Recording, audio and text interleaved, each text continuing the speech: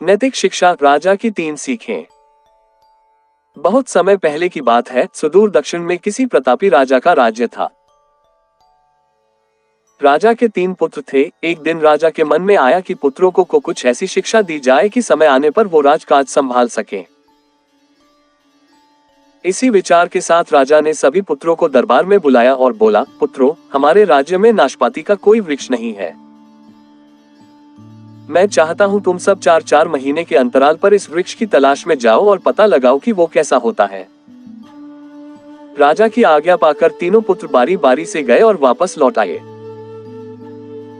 सभी पुत्रों के लौट आने पर राजा ने पुनः सभी को दरबार में बुलाया और उस पेड़ के बारे में बताने को कहा। पहला पुत्र बोला, पिताजी, वह पेड़ तो बिल्कुल टेढ़ा मेढ़ा और सूखा हुआ था। नहीं, वो तो बिल्कुल हरा भरा था, लेकिन शायद उसमें कुछ कमी थी क्योंकि उस पर एक भी फल नहीं लगा था। दूसरे पुत्र ने पहले को बीच में ही रोकते हुए कहा।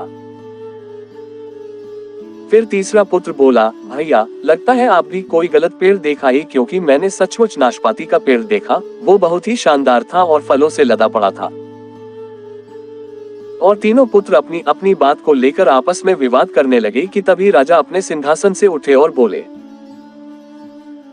पुत्रों, तुम्हें आपस में बहस करने की कोई आवश्यकता नहीं है। दरअसल तुम तीनों ही वृक्ष का सही वर्णन कर रहे हो।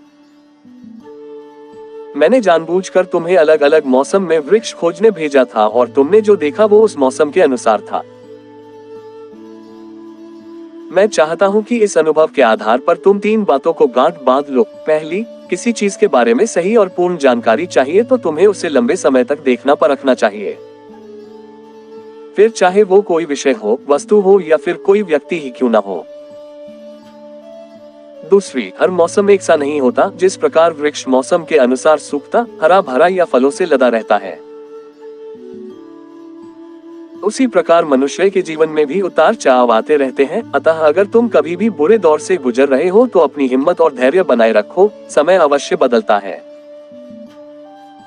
और तीसरी बात, अपनी बात को ही सही मानकर उस पर अड़े मत रहो। अपना दिमाग खोलो और दूसरों के विचारों को भी जानो। यह संसार ज्ञान से भरा पड़ा है। चाहकर भी तुम अकेले सारा ज्ञान अर्जित नहीं कर सकते। इसलिए भ्रम की स्थिति में किसी ज्ञानी व्यक्ति से सलाह लेने में संकोच मत करो।